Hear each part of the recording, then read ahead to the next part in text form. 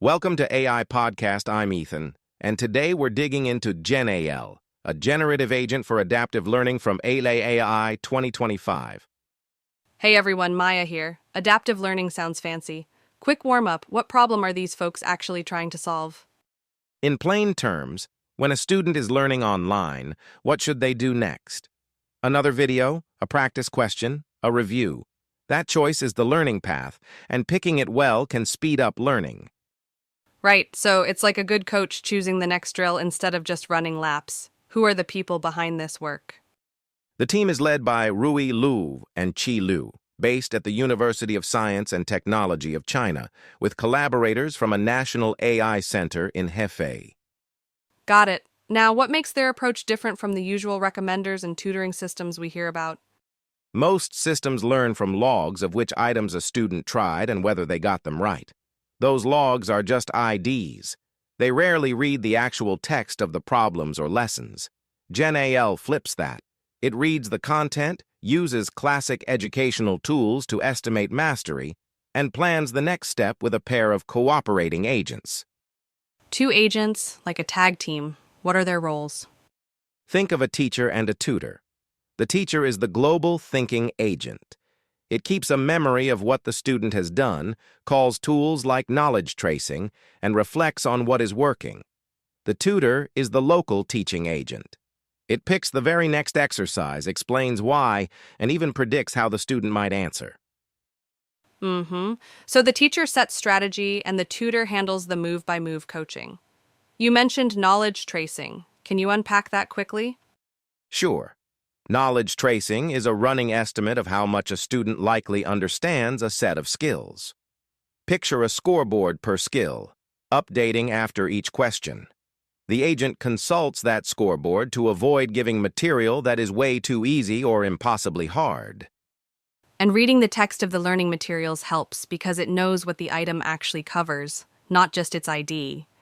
Exactly. If the system sees a word problem about fractions with mixed numbers, it can reason about that content directly, not guess from a code like item 1, 2, 3. How do these agents talk to each other, though? Is it just a loop with some notes or something fancier? It's a loop with reflection. The tutor proposes an item and a rationale. The student's actual outcome comes back.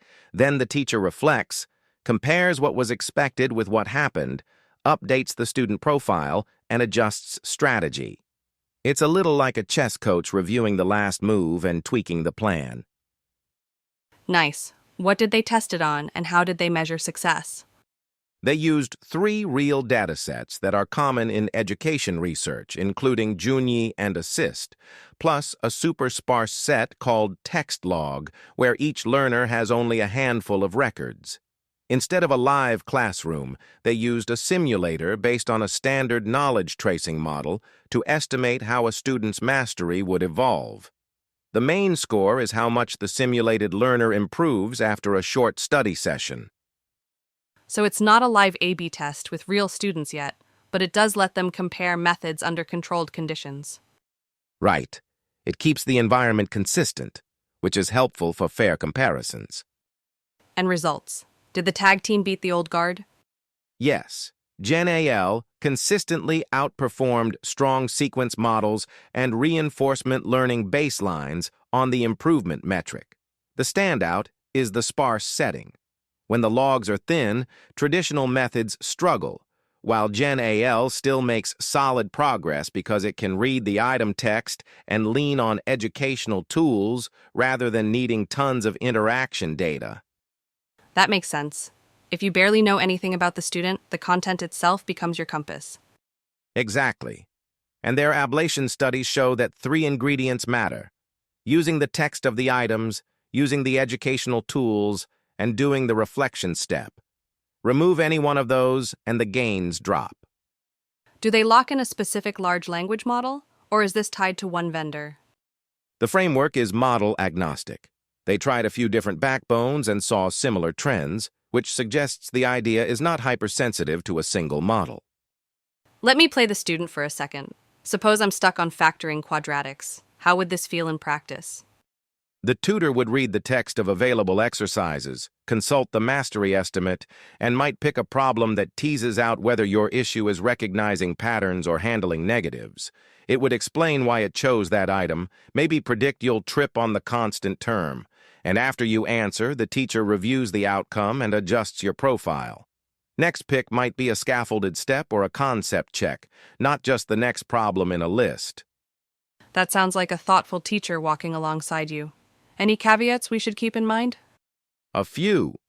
First, the evaluation is simulator-based. Simulators are useful, but they embed the assumptions of the underlying model. Real classrooms can behave differently. Second, large language models bring cost and latency. Per student, per step, that can add up. Third, even with tool grounding, models can hallucinate or over-explain, so guardrails matter. Reproducibility is always a question, too. Did they share enough to let others try this? They provide code and report prompts and settings. Full replication still depends on access to the same datasets and knowledge structures, but it is a solid start for the community. I'm curious about generalization. If the content library changes or you switch subjects, does the system need to retrain? That's one of the nice parts. Because it reads text and uses plug-in tools, you do not retrain the model per se. You point it at the new material and the same loop applies, which is a step toward portability. And what about safety and fairness? Could the system bias the path for different groups of learners without noticing? That's a real risk in any recommender. The paper focuses on effectiveness, but the next phase should include audits for fairness and controls to ensure no subgroup gets consistently easier or harder paths unless there is a pedagogical reason. If you had to give the elevator pitch take on why this works, what would you say? It works because it combines three strengths. Reading the actual content gives semantic understanding. Using educational tools gives quantitative grounding. Reflection lets the plan improve from step to step. Together, that's closer to how a human tutor thinks. Let's talk about what comes next. If the team is listening, what would you want them to run in the wild? Field trials with real students and teachers. Short ethical A/B studies where GenAL plans the next few steps, and we measure real learning gains and learner satisfaction. Also, techniques to cut cost, such as distilling the planner into a smaller model or using retrieval so prompts stay short. And stronger grounding, too. Maybe pairing knowledge tracing with richer signals like hint requests or time on task, so the agent sees more than right or wrong. Yes, and clearer interfaces for teachers to override or nudge the plan. Human in the loop makes these systems safer and more adoptable. All right, give me the quick takeaway for listeners who are jogging right now and missed the middle. GenAL is a two-agent system that reads the text of learning materials, leans on proven educational tools, and reflects after every step to pick better next actions.